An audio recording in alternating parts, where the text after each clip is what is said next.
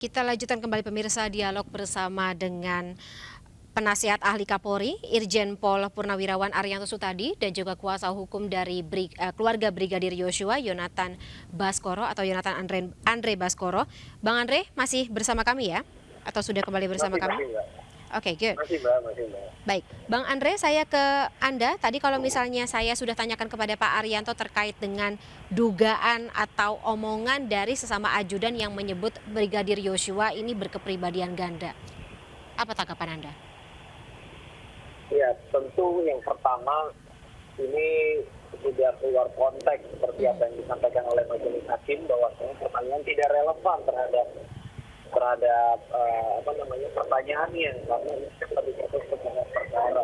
Dan yang kedua, menurut kami juga itu sangat sangat keji ya. Karena apa saya bilang begitu? Karena yang pertama kami lebih dijawabnya dengan tapi mengapa seperti mengirim fitnah-fitnah yang menurut saya itu tidak mendasar karena almarhum Yosua ini adalah orang yang sehat jasmani dan rohani.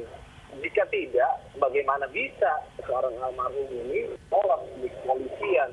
Ini jadi tanda tanya. Dan yang ketiga menurut kami, apakah tidak ada pertanyaan lain atau kehabisan strategi sehingga melontarkan pertanyaan seperti itu yang menurut saya tidak relevan terhadap perkara. Maka dari itu kami kepada tim penasihat hukum sebelah sana begitu ya, fokus saja kepada pokok perkaranya yaitu pembunuhan berencananya ini begitu. Dan hakim kan juga bisa menilai kalau ini tidak relevan ya tidak menutup kemungkinan kesaksian tersebut yang disampaikan oleh ajudan juga berbeda dengan kesaksian lain itu tidak akan digunakan juga Mbak begitu.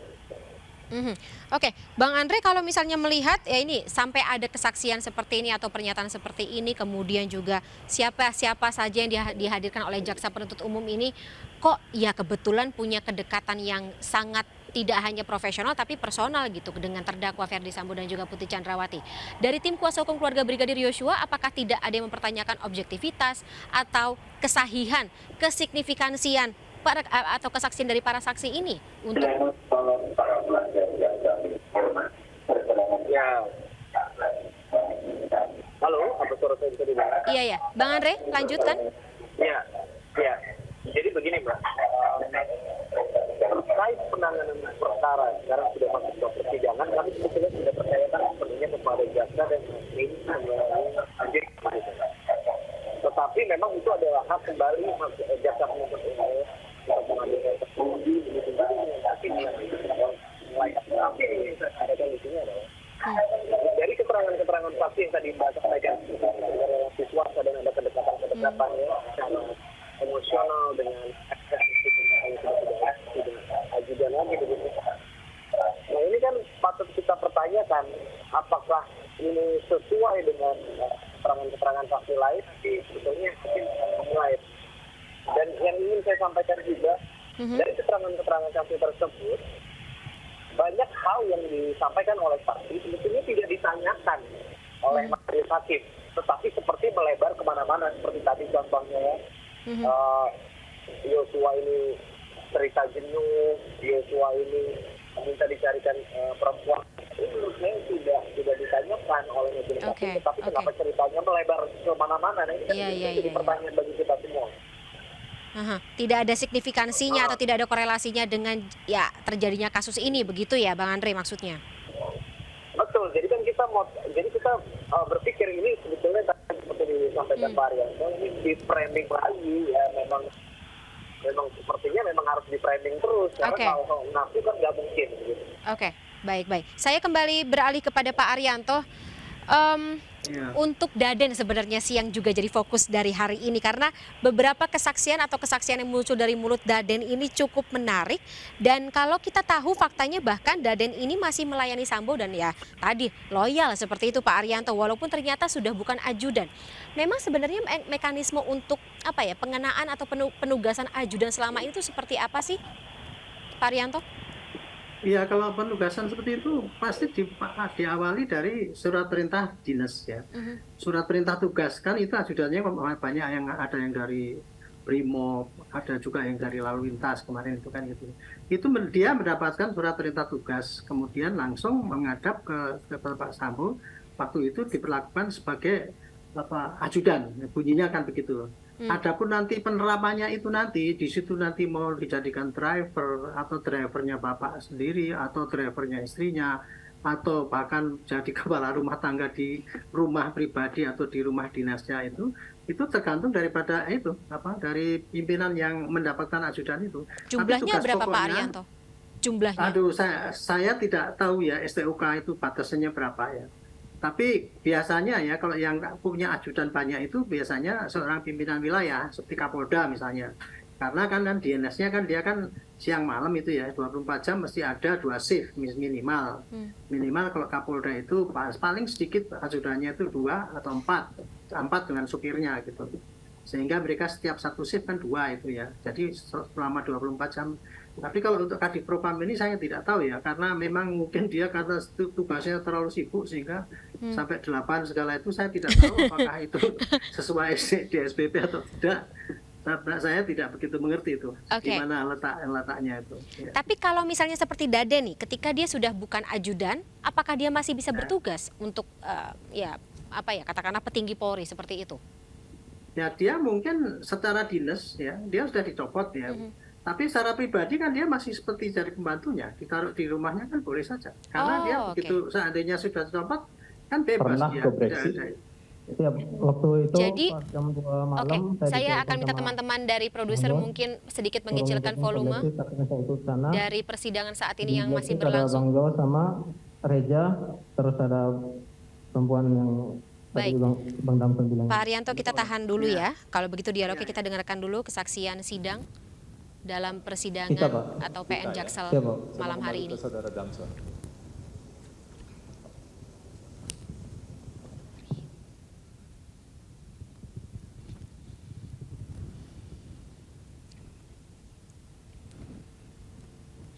Baik, Pak Arianto, kita lanjutkan kembali ya dialog kita. Tadi saya pikir ada kesaksian yang cukup bikin surprise, tapi tampaknya kita sedikit kecolongan. Tapi Pak Arianto, kembali terkait dengan tadi posisi ajudan. Ketika atau boleh nggak sih sebenarnya petinggi Polri ketika sudah memberhentikan ajudannya, dia masih bisa mempekerjakan seseorang lain secara personal dan menggajinya dengan personal? Bisa saja, itu kan seperti saya juga.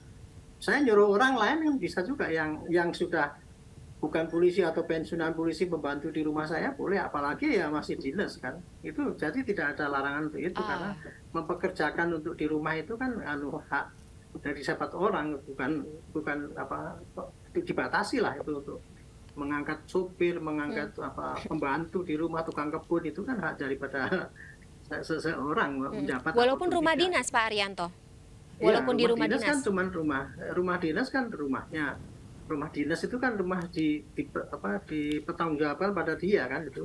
Pengelolaannya kan kepada yang bersangkutan itu. Ya dia bebas mau pakai tukang kebun dari luar atau tukang kebun dari internal polisi, itu tidak ada batasan. Baik.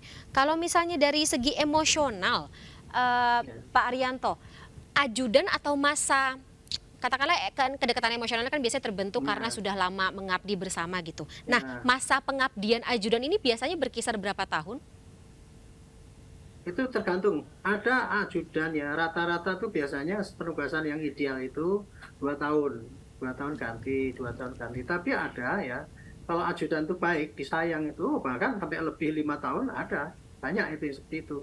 Bahkan nanti pindah pun kadang-kadang ajudan itu dibawa. Gitu. Itu yang sering terjadi di dalam penugasan kayak gitu. Jadi intinya rata-rata 2 tahun, bisa 4 tahun, bisa ya baru 1 tahun diganti karena nggak cocok gitu ya. Bisa terjadi seperti itu. Jadi alasan untuk memberhentikan atau alasan untuk mutasi bisa karena alasan pribadi yang membutuhkan. Jadi komandannya tuh kalau nggak cocok dengan ajudan ini misalkan terlalu lambat gitu, telat atau kurang korek ya, misalkan banyak acara yang kelewatan itu kan dia berarti kan kurang paham gitu. Nah itu mungkin baru 1 bulan 2 bulan telah diganti. Oke. Untuk Daden ini sendiri apakah ada informasi Pak Arianto kenapa diberhentikan tapi masih bertugas secara personal? Saya tidak tahu bagaimana posisinya Daden itu. Oke, baik. Baru tahu ini lihat di persidangan tadi itu ada si Daden. Baik, baik. Nah, kalau untuk istri sendiri Pak Arianto gitu, berarti kita Ya. bicara mengenai lingkupnya Verdi Sambo dan juga Putri Chandrawati. Sejauh apa dalam tubuh Kepolisian Republik Indonesia, istri seorang petinggi Polri, istri seorang petugas kepolisian ini punya Ya. pengaruh terhadap pekerjaan suaminya? Oh, itu juga tergantung dari perorangan, Bu. Ada Ibu Bayangkari yang sangat dominan ya, ikut campur dalam pekerjaannya itu ada. Oke. Nah, Ya. itu tergantung dari bapaknya juga. Kalau bapaknya itu keras, biasanya tidak membolehkan istrinya ikut campur dalam dinas, itu biasanya istrinya juga tidak banyak ikut campur dalam kedinasan gitu. Tetapi kalau ada dua-duanya, kebetulan bapaknya juga tidak begitu keras dan ibunya itu terlalu agresif, dia ikut sering membantu di dalam urusan kedinasan suaminya itu. Tapi yang jelas istri itu adalah harus aktif di dalam bayangkari ya, kebayangkarian itu bagian daripada dinas itu. Tapi kalau di dalam urusan pekerjaan suaminya, biasanya yang kalau di dalam urusan polisi itu mengenai apakah tugas menyuruh ajudan untuk kepentingan keluarga itu tergantung daripada ini ya, selera daripada masing-masing komandan yang menggunakan ajudan itu. Jadi tidak ada batasan yang saklek banget. Teorinya sih kalau seperti Pak Hugeng itu kan ajudan hanya untuk bapaknya gitu. Tapi dalam praktiknya jarang lah. Saya sendiri juga dulu punya ajudan, kadang-kadang istri saya juga nyuruh ajudan juga. Tapi kalau ajudan untuk istri harus perempuan Ya. semua? Umumnya gitu. Waktu saya dinas di mana-mana, kalau ajudan untuk istri dulu Kapolda itu umumnya polwan dulu gitu. Yang untuk ajudan istri ya. Oke. Tapi kebetulan untuk Ibu Kalau Putri driver Chandrawati enggak. laki-laki semua. Ya saya nggak tahu. Kalau driver bisa laki, tapi Oke. kalau untuk ajudan itu memang kebanyakan ajudan untuk ibu pejabat itu polwan. Nah, untuk skop ajudan ini apakah ada audit tersendiri gitu dari tubuh kepolisian?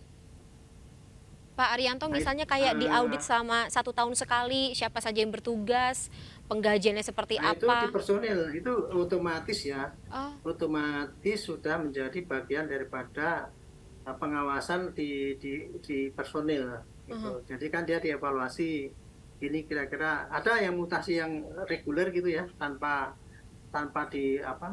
diminta oleh yang bersangkutan. Biasanya itu kalau sudah 2 tahun dipindahkan tour of duty gitu ya. oke. Itu ada seperti itu. Tapi juga ada, walaupun ada tour of duty, tapi kalau itu masih dibutuhkan, sepanjang itu nggak diganti, biasanya tidak diganti. Kalau untuk ajudan kebanyakan gitu. Tapi kalau pergantian pejabat, itu otomatis ajudan biasanya diganti, ditanyakan kepada pejabat yang baru apakah cocok dengan itu apa tidak gitu. Jadi untuk ajudannya sendiri punya hak Pak Arianto untuk menolak atau meminta ditempatkan di mana? Apakah tidak ada? bisa. Oke. Kalau ajudan nggak bisa. Penugasan itu ya? ada sesuai perintah kemanapun berjalan. Baik, baik. Berarti kita bisa sedikit menakar ya mengapa sampai ada loyalitas yang begitu dalam dari seorang ajudan sampai ya itu jenderalnya seperti Umumnya apa? seorang ajudan tuh pasti loyalitasnya sangat tinggi. Oke. Contoh aja ya, saya pernah naik mobil, contoh aja ya bahwa ajudan itu punya loyalitas yang tinggi. Saya dulu pernah naik mobil dari Kapolri, mobil saya itu tabrakan di Ngawi itu. Ajudan saya teriak-teriak malah, mana komandan saya gitu. Dalam nggak sadar dia malah tanyakan keselamatan saya.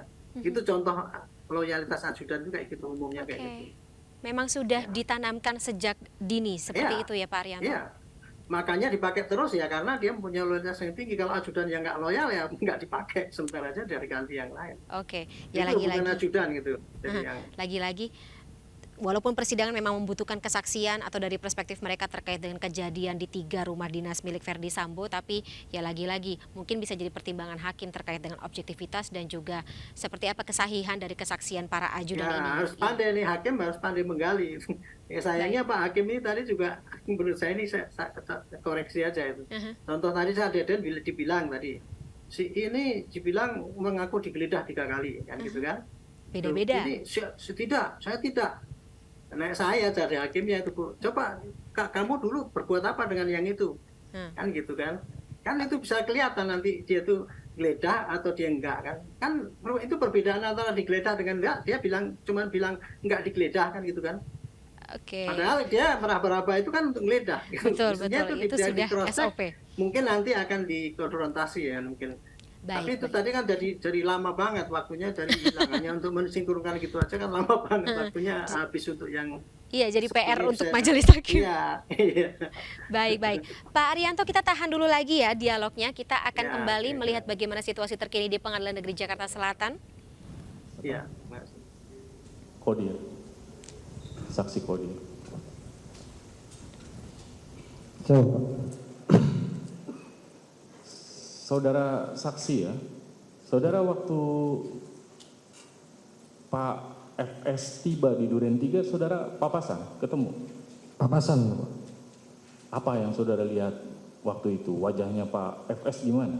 Gestur tubuhnya gimana? Sikapnya gimana waktu itu? Tadi kan sudah ditanyakan sama teman saudara, sekarang diulang lagi. Tadi teman saudara udah nanya, saudara Hanis, Arman Hanis. Masih ditanyakan lagi. Ini diulang-ulang terus atau bagaimana? Baik yang mulia, kalau sudah ditanyakan yang mulia.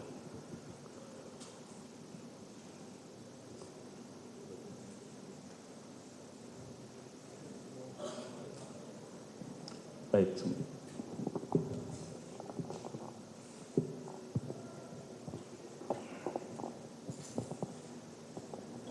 Cukup ya? Oh, masih? Izin yang mulia, kalau Oke. masih bisa. Terakhir ya? Iya, baik Oke. yang mulia. Saya ke saksi Damson dulu. Siapa, Pak? Tadi keterangan saksi Damson waktu yang mulia majelis hakim tanya mengenai PCR atau antigen. Siap. Ya. Tadi saksi menyampaikan dalam persidangan bahwa Pak Sambo antigen juga. Siap. Itu pertanyaan saya, siapa yang antigen? Tadi tidak ditanyakan soalnya, siapa yang antigen Pak Sambo? Siap, waktu itu saya cuma lihat ada sudah disiapkan di situ, jadi saya langsung keluar begitu. Sudah disiapkan. Siap. Siapa yang siapkan? Biasanya seperti itu. Alat antigen sudah ada memang. Siap. Pak Sambo ambil. Saya tidak perhatikan karena saya antara langsung saya keluar. Jadi saudara melihat bahwa sudah disiapkan Siap. alat antigen, tapi yang antigen tidak tahu siapa. Siap. Sebelumnya biasanya kalau misalnya ada Pak Sambo datang Siap. atau siapapun yang datang ke rumah, di antigen tidak? Di antigen, Bapak. Di antigen. Siap. Setiap orang yang mau ketemu, Ada tukang, ada apa pengerjaan di rumah juga. siapa yang antigen? Kadang saya yang antigen. Damson yang antigen. Siap. Baik. Kalau Pak Sambo siapa yang antigen biasanya kalau datang? Biasanya abang-abang ADC yang antigen. ADC yang Siap. antigen. Siap. Jadi pada saat itu bukan petugas PCR. Kalau PCR cuma ibu. Oh, PCR Oke, ibu. saya tahu. Baik, supaya jelas tadi, supaya enggak. Saya ke saksi Somad terakhir ya. Siap. Siapa Pak? Tadi saksi Somad menyampaikan bahwa kerjanya di rumah bangka ya. Siap, betul Pak. Di rumah bangka itu digunakan untuk apa? Hanya untuk singgah Pak. Ya? Singgah. Kalau misalnya ada acara begitu di mana? Di Saguling atau di rumah bangka setahu saudara? Setahu saya di Bangka juga pernah Pak. Pernah. Acara apa aja? Ulang tahun. Ya, Pak Arianto, kita lanjutkan kembali ya dialog bersama Breaking News MNC News malam hari ini. Jadi kalau hari raya Mungkin bukan di rumah Saguling? baik, Kalau di sedikit Bangka kita jarang. akan membahas seperti apa. Di Bangka atau di rumah Saguling? Ya, sebentar Pak Arianto ya, Hari mungkin biar Kalau sedikit lebih untuk ulang fokus. tahun di Kita sedikit kecilkan suara dari persidangan atau suara yang muncul dari persidangan. Baik, Pak Arianto, terkait dengan apa ya, jalannya persidangan beberapa waktu belakangan ketika JPU menghadirkan saksi-saksi yang berasal dari lingkaran dekat Verdi Sambo dan ya notabene semua nuansanya hampir sama. Dari kepolisian sendiri, apakah ini masih akan ada optimisme bahwa kasus masih bisa dijalankan secara objektif dan sesuai dengan aturannya? Ya, kalau polisi ya di dalam menegakkan suatu kasus ini ya, itu usahanya terbatas kepada masalah penyidikan ya. Artinya penyidikan itu dia memanggil saksi, memeriksa, kemudian maksimal sehingga didapat keterangan yang banyak dari saksi, mengumpulkan barang bukti, kemudian mencari petunjuk, mendatangkan ahli dan sebagainya kalau perlu gitu ya.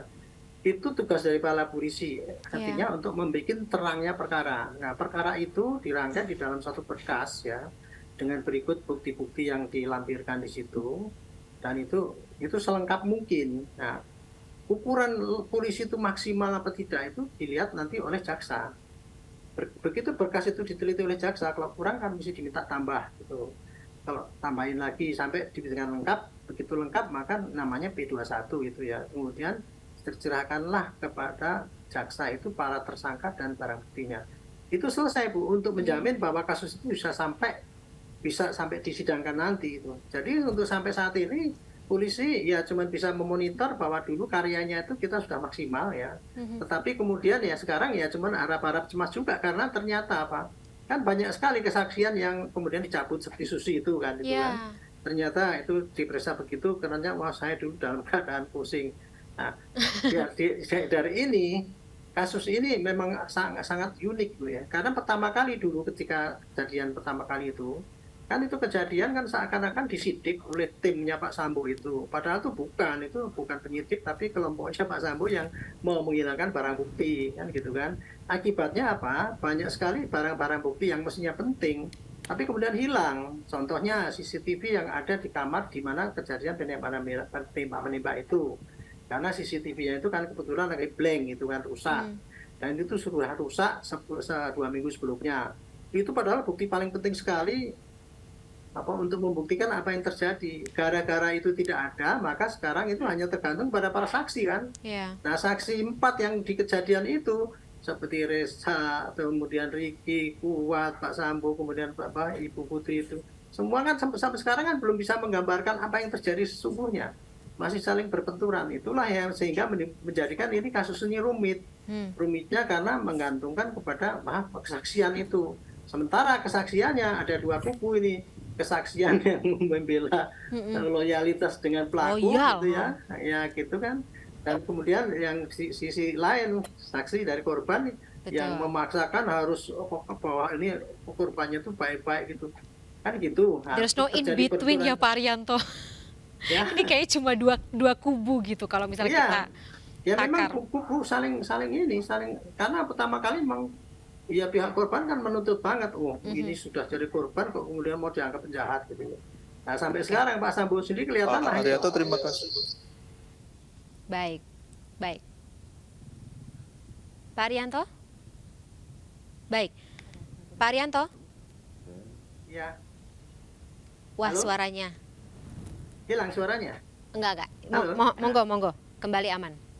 Iya, jadi itu tadi ada 2 kubu ya, 2 kubu saling, yang satunya mementahkan, yang satunya lagi menguatkan gitu. Pak Sambo kemarin itu minta maaf sama orang tua kan, tapi malah masih buntutnya masih bilang saya berbuat ini karena anak bapak. Nah itu kan berarti kalau dia yakin masih anak bapak itulah yang menyebabkan saya. Padahal itu tidak akan meringankan hukuman Pak Sambo itu. Sama aja dia kan memang membunuh gitu, alasannya apapun tetap membunuh gitu. Tapi itu yang terjadi. Gitu. Jadi kita adu argumentasi di lapangan.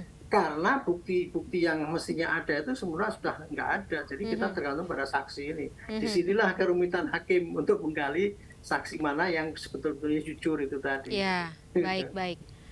Dan kita juga mungkin kalau misalnya melihat seperti apa atau siapa-siapa saja saksi yang akan dihadirkan oleh jaksa penuntut umum ke depannya juga kita masih akan menebak-nebak saksi mana yang akan meringankan, saksi mana yang akan memberatkan terdakwa. Kita masih ya tadi berasumsi seperti itu ya Pak Arianto. Ini jaksa kan kemarin ditebak-tebak juga, mestinya kalau jaksa itu ya mendatangkan kan pasti yang memberatkan kan, pasti harusnya memberatkan terdakwa. Dilalah semuanya meringankan hari ini. Ada juga yang kok kelihatan meringankan gitu. Tanda-tanda. Baik, Pak Arianto. Itulah yang terjadi ya. Pak Arianto, sebelumnya saya mengucapkan terima kasih atas insight-nya pada malam hari ini karena durasinya kita sudah habis. Kita harus sudahi dulu dialog kita pada malam hari ini. Sehat selalu Pak Arianto. Sampai ketemu di lain kesempatan. Terima kasih, sampai jumpa. Terima kasih.